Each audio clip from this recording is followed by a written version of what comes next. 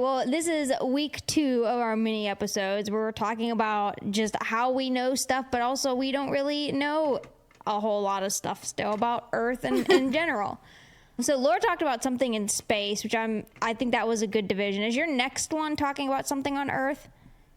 Yes. Okay, kind of. The one that I'm talking about is something on Earth. So I think I've said this before, that I hit a really hardcore X-Files phase when I was in middle school. And this was definitely one that was discussed on the X-Files. There was a whole episode about it, and it's the Bermuda Triangle. Ah, classic nature mystery. Right? Yeah. We've even mentioned it in passing on here before. We have. With, like, the sharks one. Yeah, and navigating. Yeah. In talking about the eels and how we don't really know what's going on, because that whole place, I forget what it's called, but that whole area where we know that they mate is in the Bermuda Triangle. Sea. Yeah. All right. So when you think of mysterious places on Earth, one name pops up again and again. It's the Bermuda Triangle. And it's not really like, I don't know. It's not like something visible. It's just the triangle area between Miami, Bermuda, and Puerto Rico. That's it. It's about 500,000 square miles of water, which is an area bigger than Texas, which if you've never been to Texas, that means nothing. If you live here, you know that you can drive from the north side of the state to the south and be driving for 10 hours and you're still in Texas. So it's pretty darn big. So sailors and pilots have nicknamed it the Devil's Triangle, which actually existed. So ominous. No, right? And that existed way, way longer than the term and the name Bermuda Triangle. So for over a century, it's been blamed for the disappearance of ships, planes, people that are on them. The earliest reports go back to the early 1900s, but the legend really took off in 1945 when Flight 19, a squadron of 5 U.S. Navy planes, vanished during a training mission. Yeah, and that's like that's military stuff. Yeah, and they just, poof, gone. They radioed in confusing messages about faulty compasses, and then nothing. A rescue plane sent after them also disappeared. That story set the stage for decades of speculation. What was it about this patch of ocean that seemed to swallow just anything and everything whole? And it wasn't until, like I said, 1964 that we actually coined the name Bermuda Triangle. So yes, like a lot disappears here, but to put this in kind of a perspective, actual records indicate that around 50 ships have disappeared and 20 planes. That's a lot. Well, it is, but also whenever you consider the number of planes and everything and ships that actually go through here on a daily basis. Yeah, that's true. It's not a whole lot here. So this area, though, with disappearances is still more concentrated, as far as disappearances go, still a more concentrated area than any other area of the Atlantic.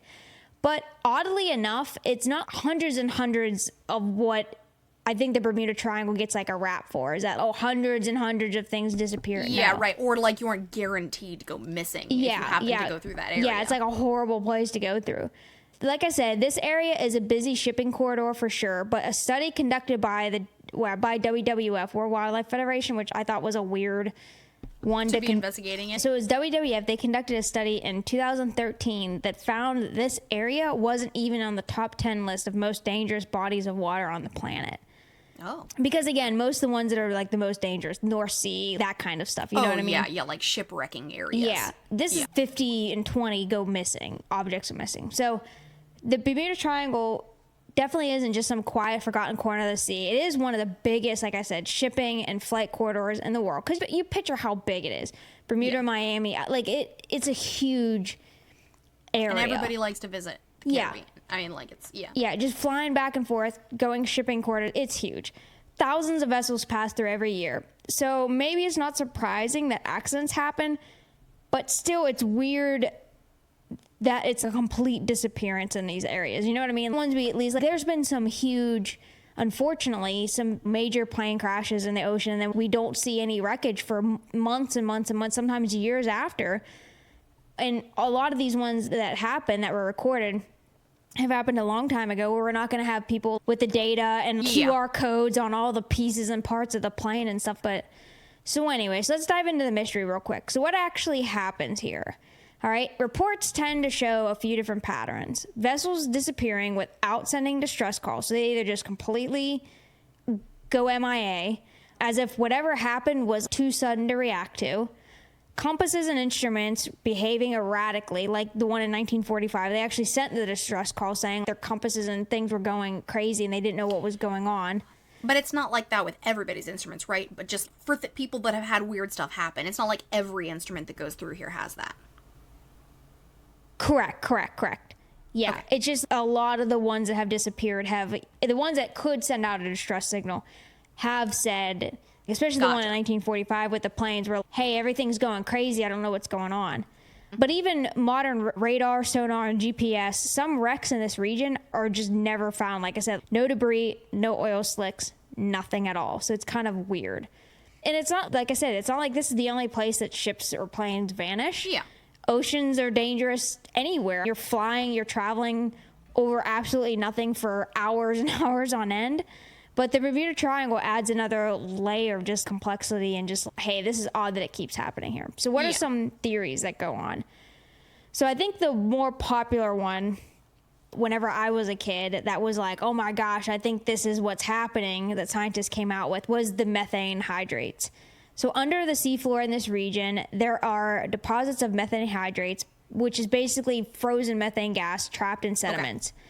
Okay. If those suddenly rupture, bubbles of gas can shoot the water, dropping its density. A ship floating on water of normal density suddenly finds itself floating on like a froth, you know what I mean? Like from a beer or something. And it would sink almost instantly. And this could explain the sudden disappearance without distress calls, because you're just like bobbing along and you're playing, all of a sudden just boom, and you're just gone. That's nuts. Which would be terrifying. Terrifying. Because you wouldn't have any time to react to anything. You know what I mean? Nothing. You don't float anymore. Yeah, it just gone. Just poof, gone to the floor. Another theory is rogue waves. So the Bermuda Triangle sits in a storm-prone part of the Atlantic where multiple weather systems collide. Under the right conditions, waves can stack together into a single monster, what they call rogue wave, which is over 100 feet tall. This is like my nightmare. No, right? You see the videos of the North Sea and everything, I'm just like...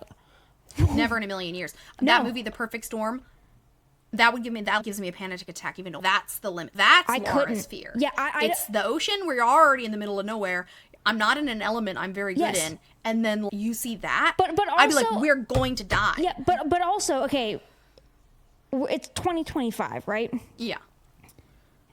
There is no reason for me to be in that situation. Wherever I'm going, wherever I need to see, there's another alternative mode to get there rather than being on a ship with 100-foot waves. There's 1,000 other ways I can do whatever I need to do to get to the end destination. There is zero reason for me to go through that. So that's how I look at it, as I'm never going to see that because there's no reason for me to see it.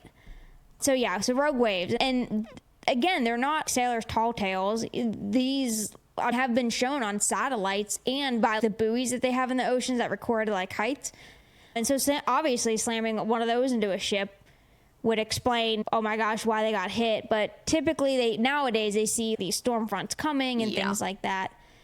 But not that unexpected. Yeah, whenever there's storms coming.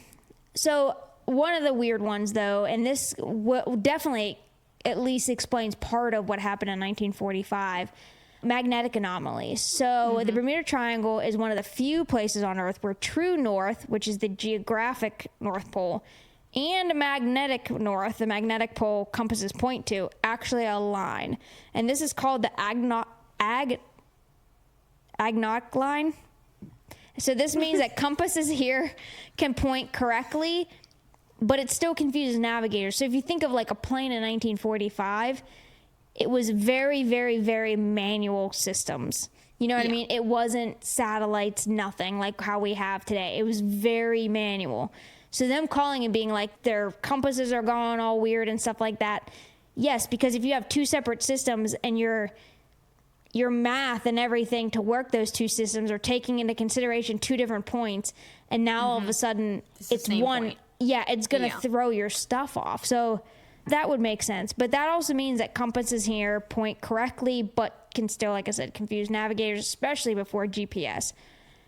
And then we already kind of hit on this one a little bit, just the extreme weather. Because of storms and all those systems, this is Hurricane Alley. And again, before we had all the technology that we have, you would never know that a hurricane you know, was coming to it, you'd be like, oh, look at the skies. That looks like bad weather. You wouldn't know that, a hurricane is coming at you. So where does all this stand? Many disappearances in the Bermuda Triangle have been explained with good old-fashioned science. Ships sank in storms. Right. That was one. Just couldn't call for help because they had no radio. Yep. Pilots ran out of fuel because they miscalculated. They got disoriented because of the navigation stuff. I mean, human errors account for more than a few tragedies, of course. And statistically, as far as proportions go, the triangle doesn't actually have more accidents than any other heavily traveled part of the ocean. It just seems like it has a lot because of the high amount that is going through there. So, of course, like the thousands and thousands, of things that go through there every month, that's not going to make the news. Well, and right, like how much in modernity is actually happening? Yeah. Like how many have gone missing in the last 50 years? Probably a lot less than in the beginning because of all these. Yeah. Like we can explain these disappearances now. Yes, absolutely. And so the X-Files episode was there was a ship that went missing. So they went on a ship to go find it, and then it's like they time traveled back to whenever that ship was missing in the 40s or something like that. Yeah. Man, I watched like a really disturbing Redbox movie back in college about the Bermuda Triangle. Yeah. It was called like it might have been called The Devil's Triangle. Probably. And it was like not a good movie, but like one of those movies where afterwards I was like, oh, I don't like this at all. Right. Basically this girl wakes up on a cruise ship and there's nobody on it but her. Yeah. And then horrible things keep happening and she keeps dying. Ugh. And then coming back because of this weird time loop here in the Bermuda Triangle. Horrible. Yeah. Horrifying. That's how the X-Files episode was. It was all the people that they knew were on the ship, but it was them in 1947 if they existed back in like the 40s or whatever. It was just like a time loop thing and they were stuck. Ooh, that's horrible. Yeah, right? So anyway, a lot of the stuff, like we said, can be explained now. It definitely doesn't happen as much. And again, it's something that we would come across as kids in the 90s and your DKNY books and stuff. That would be like Bermuda Triangle Mysteries, but you don't really see it anymore. And it is because it's kind of like... people don't talk about it as much. Yeah, because it is... Yeah, technology is advanced, so our ships and everything, they rely on satellites, not just Earth magnets and things to be able to navigate. So things are a little bit different. And again, understanding, just the logic behind the proportions of it. But yeah, so Bermuda Triangle. Cool. I'm still always going to be an X-Files kid. Still love the X-Files. Still should be called the Devil's Triangle. It's just a way cooler name. Yeah, way cooler. Way more ominous, too. I remember... And, like, also the other parts of the triangle that aren't Bermuda. Right? No, right? You're like... Right? It's not just about Bermuda. Well, because it starts at Miami, and I think that was missed by a lot of people growing up, is that's right off... right off the coast, and that's, like, a huge, like, heavy area of ports and planes and stuff. So, yeah, Bermuda Triangle. Cool. All right, guys, that is our second mini episode. Again, we have 2 more left, and then we will be starting season 13. So make sure you go check us out on social media, Wildly Curious Podcast, and we will talk to you next week. See ya.